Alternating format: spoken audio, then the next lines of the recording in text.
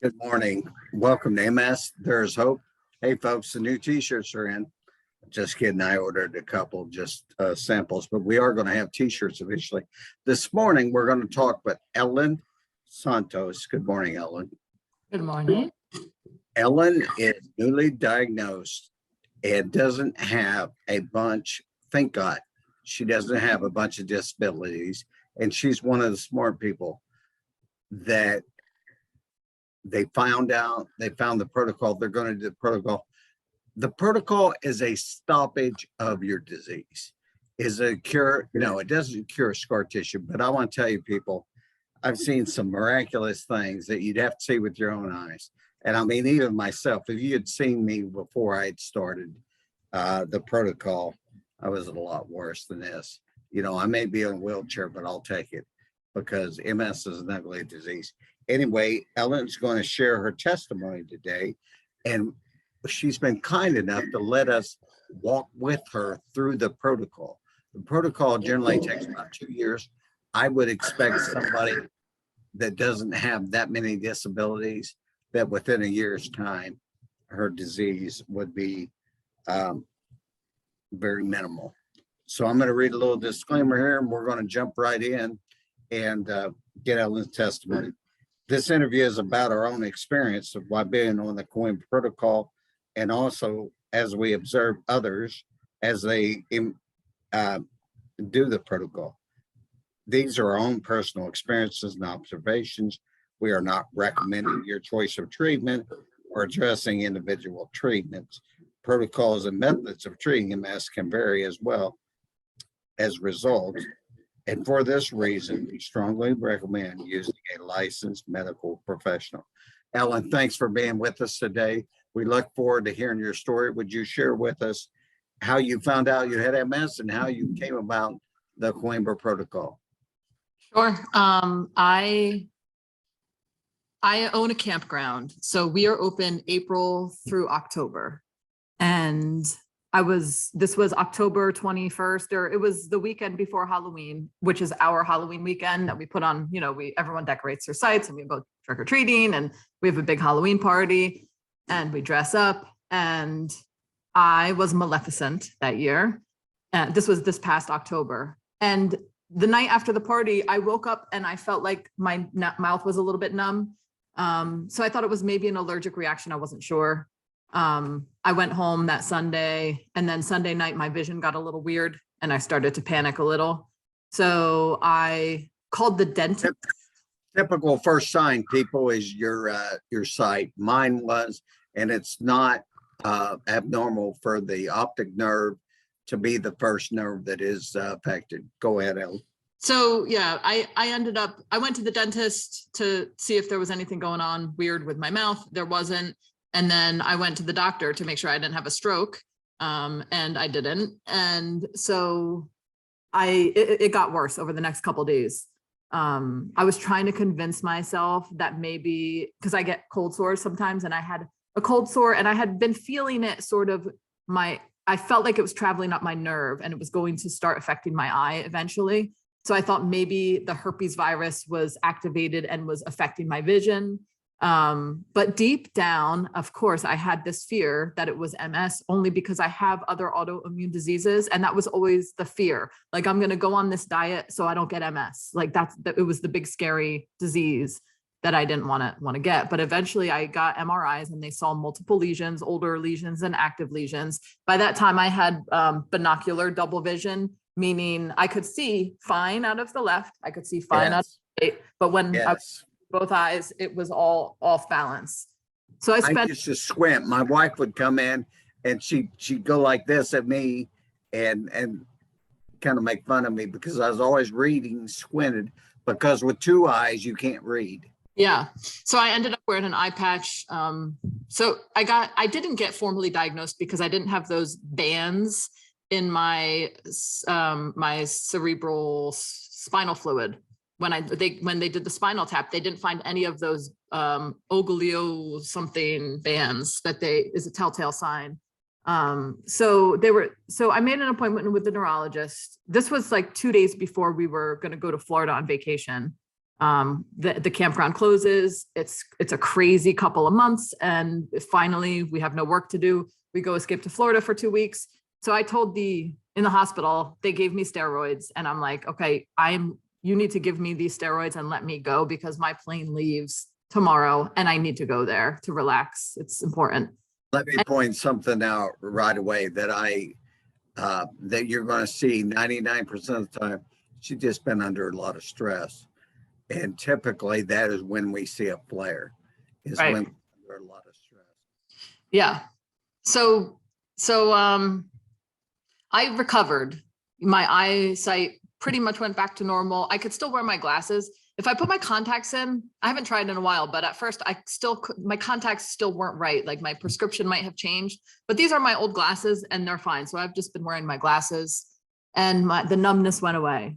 And so I started, when I was in Florida, I was just reading, Facebook, Reddit, everything, all the MS, just all the information. I was in like seek information mode. And I saw something about the Coimbra Protocol in that time period. And it definitely, registered something in my brain, was like, okay, remember this. But I, kept on reading. I was reading about all the meds. I was reading about all of the diet. I had been familiar already with Terry Walls's diet. I had read her book already, just because I was trying to, avoid further autoimmunity and inflammation already 2 years before that. So I had a little bit of a head start as far as all that stuff is concerned. But I just bought some books about MS and really just was looking for information, and it was scary. And, the MS, the sort of more mainstream MS pages are kind of terrifying. I mean, I think it's a good resource and you can definitely find support there. But I ended up not following them. Even after just like a couple days, I was like, I can't handle this. I want to interrupt you for a second. There's something I want to point out to people. She found out her disease early, and early she's doing the protocol. I accuse me all the time of scaring people because I'm progressed and I'm the ugly side of MS. And the reason why I do it isn't to scare you. It's so that you realize this is a very serious disease. Now, Ellen knew that it was. I didn't. The only thing I knew about MS when I got it was I didn't want it. That was the only thing I knew about it. But it is a very, very serious disease. But there are steps you can take so that life can be normal again. Ellen, go ahead. So I ended up actually buying the book that MS and loads of vitamin D. You had mentioned it on a previous interview. I can't remember the woman, the author, the one who's been on the Coimbra Protocol for. Yeah, that's well, you would have to ask me that. Anyway, yes, she's the first American patient doing the Coimbra Protocol. And I'm going to think of her name in a second. But the book is actually right over there. I could probably. It's only 100 pages. People get it. It's short. Hold on one sec. It's on Amazon. It's well worth the read. I gave it to my neurologist. Hopefully he read it. But it is well worth the read. And it's easy. It's 100 pages. The last 25 pages are like testimonials. And I couldn't find it. yeah, figures. But anyway, and I can't think of her name. Anyway, so it is well worth the read. It's called Vitamin D and lots of it. It's on Amazon. It has a sun on the cover, sunrise, sunset, something like that. Anna Claudia is the lady's name. And I'm getting old, but I want to tell you something. Whenever MS started progressing in my case, I couldn't remember 4 numbers at a time. Yeah. I just remembered that lady's name after thinking and thinking. I've got old man's disease where I forget stuff, but not like I used to. I can remember my old bank account from 10 years ago. And it's hard to know. Couldn't remember. It's hard to know what's MS and what's what's old age. Now, see, I'm gonna be 57 this year. So Yeah, I'm starting to get that age where I can blame stuff on age. I used to be able to blame everything on MS. Now I Right. can't. Now I can blame some stuff, but as far as my mind goes and my cognitive skills, I really can't blame anything on MS because they all went back to normal. Go ahead, Ellen, share with us. So when I got back from Florida, I just started to read all of the books and I was really stressed out because I just didn't know what to do. But I was kind of convincing myself I'm going to be one of these isolated cases. Who knows, why this happened, but I'm going to, I was trying to think positive. I started the autoimmune protocol again and, just read information and went to see a neurologist. He was still trying to rule out neurobichette, which is another, I guess, neurological disease that can affect people of Mediterranean ethnicities.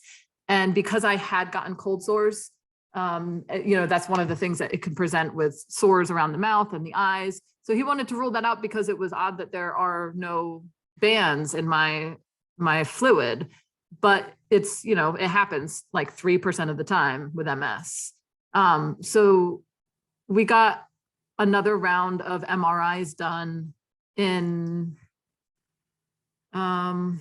maybe February. And I really didn't think that there would be anything else there. But there were a lot of lesions this time, a lot more lesions. And Probably scared you. what's that? That probably scared you. It really scared me. And the worst part was that they uploaded the results to the the cloud-based sort of hospital website that I had signed up for. So I got a notification and saw the results before the doctor could even talk to me about them. I was totally devastated. I bet you were.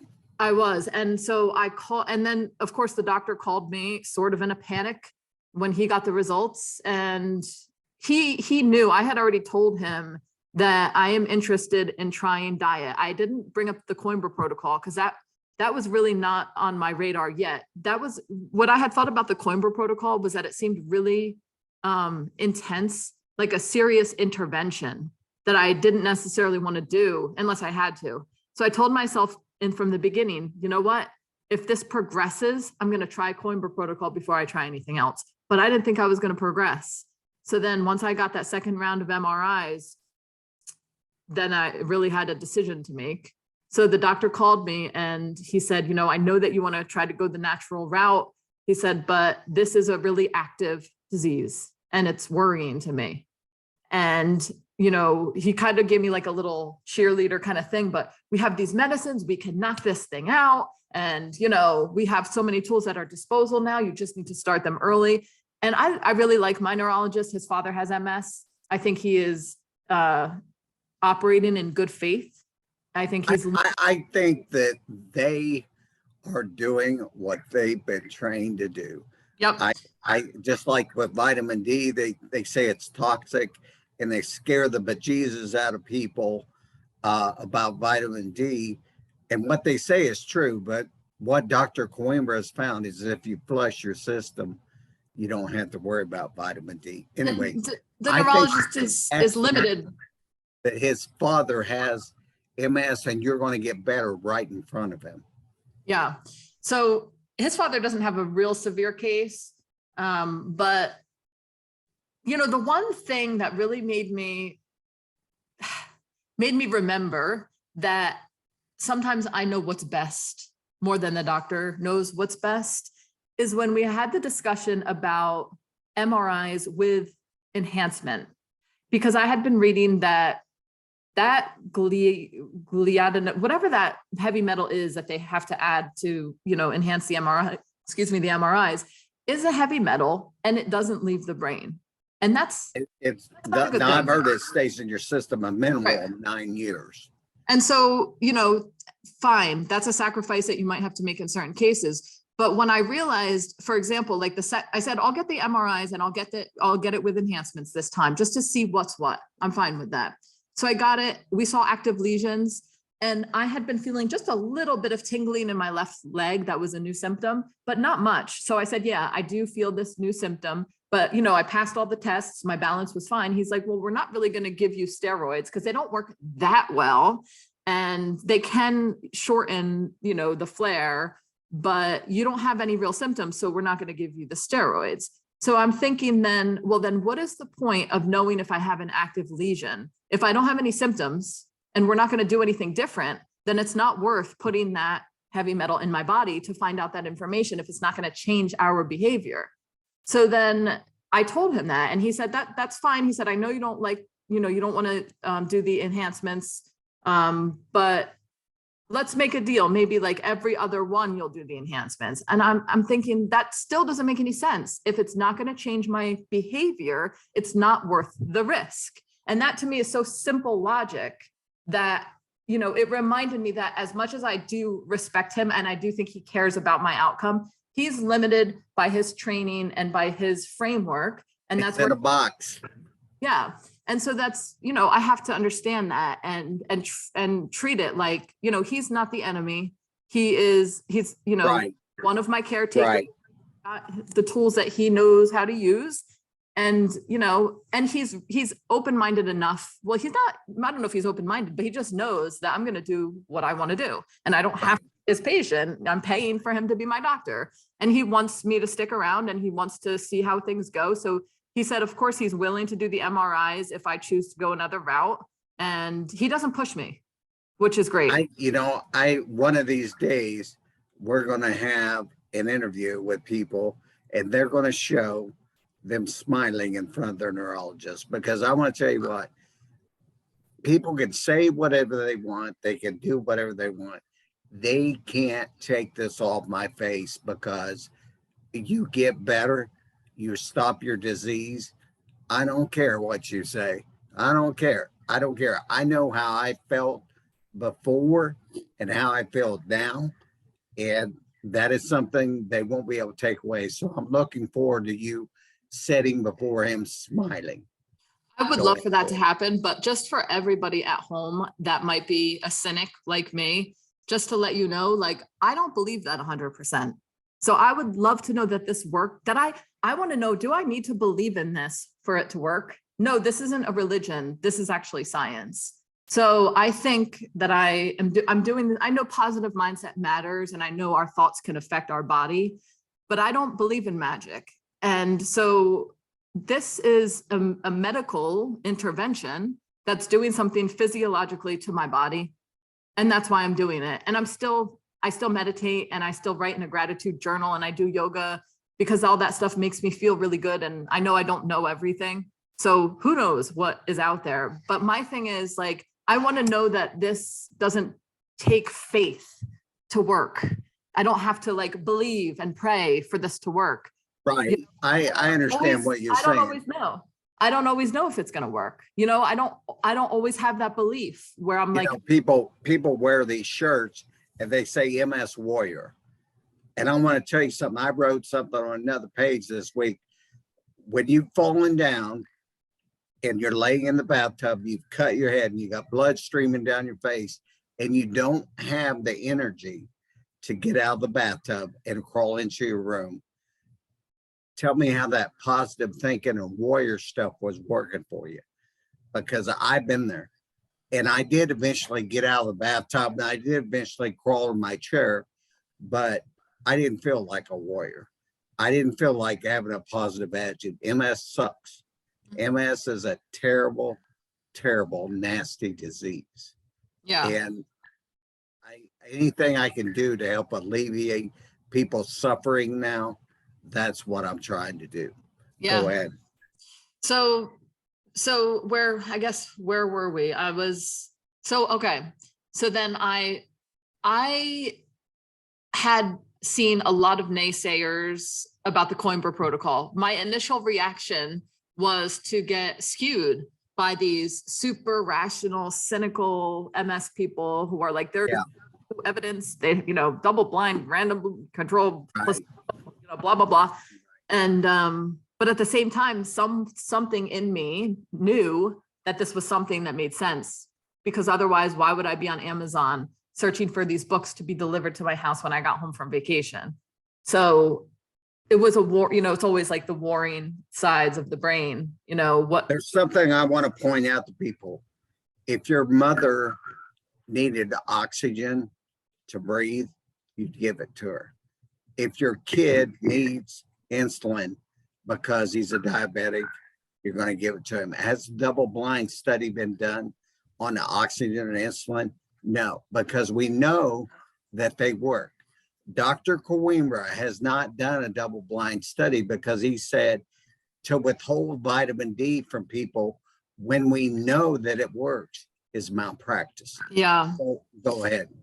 I was also thinking about that because I know that Terry Walls is starting to do studies on her diet. And I don't know anything about how all of this works, medical research, but I did read that first she has to do a feasibility and safety study. And they're doing that with the Coimbra Protocol now too. But feasibility means people will follow through. And I have a hard time believing that the majority of Americans will do 30 minutes a day of exercise, will drink cups of water, will remember to take vitamins 4 times a day when such a huge percentage of people don't even take their regular medication on a regular basis. So I don't even know that it is feasible, honestly, for the majority of people. But I'm not the majority. One other thing I'll point out, Dr. Coimbra's results were like, his efficacy rate was like 93%. He could control the study. He could control the people. Now, as we're branching out into other parts of the world, other doctors, you're not able to control the people as much. And what Ellen is saying, people don't follow it. I have people all the time contact me. I had somebody yesterday contact me that has done the protocol for a year and they have to stop. Now they have a legitimate reason, but a lot of people get 8, 9, 10 months along and they're like, screw this, I ain't getting any better. And they jump off the ship. What I equate that to is imagine taking a ship out onto the sea and the seas get rough. You jump over the side and swim for the shore. You have to ride it out. Mm-hmm. I was at 2 years and 8 months. I was an advanced case. Ellen is not as advanced. She might be at a year and feeling better. Yeah. But you've got to, what we're saying is you can't control that. So people will jump ship and the efficacy rate goes down because of that. But it's not truly people following the protocol. Go ahead, Ellen. I'm sorry. So yeah, that's okay. So, but yeah, I can't wait for studies, and I'm not requiring studies to tell me what feels right and seems logically sound to me from my own reading. And so I'm doing it. I decided I'm going to give it a shot. And so I had my 3rd round of MRIs right before I started this. And there was even more progression, but this time it didn't bother me because I feel fine, and I know that there are, the smoldering MS and the silent relapses. And I know it's not good that I'm having these MRIs, but at the same time, I had made up my mind to do this. And so I'm glad that I saw the MRIs when I did right before I started, because if I had waited, I might think that, that damage had occurred midway. But now I'm wondering, like, for example, let's say I'm on this for 6 months and I get another MRI and there are more lesions. I need to think about the time. I need to think about the time frame that makes sense to me. They say a year or 2 years. I need to give it that time, and I need to not see those MRIs as very, very good point. A lot of people think, well, I'm taking vitamin D, my disease is going to stop. Yeah, it is. In a year, it doesn't stop right away. So if you I got an MRI after I'd started the protocol and I had 1 new lesion. Well, then the doctor, the MRI was 2 years after that. What I'm saying is I had an MRI and then I had an MRI 2 years later and there was a new lesion on the MRI. How do we know that didn't happen way back when I started? And it was an old lesion, but we don't. It was just a new lesion because he hadn't seen it on the first MRI. Yeah. He could have told me my whole brain was white. I wouldn't have cared. I felt so good. Right. It doesn't matter. Well, for me, the main thing for me is the progression on the MRIs, because that's the only thing that's telling me I have MS. I feel fine. I feel good. I mean, once in a while, but like before I'm getting my period once in a while, or if I'm anxious, I'll feel a little numbness in my leg or a little tingling. That's it. That's the only thing that's happening with me. So I'm not doing this protocol to reduce symptoms or severity of symptoms. I'm doing it to stop progression. I'm gonna have to stop you there. Zoom, if you people must know, I think they're doing something, because now when I interview people, I get a pop-up that says my time's getting ready to expire. So Ellen, we're gonna have to do this in 2 parts. I apologize, but No that problem. helps me because I've been wanting to interview more people anyway. So we'll just do 2 interviews. So this is part 1, people. Stick around for part 2.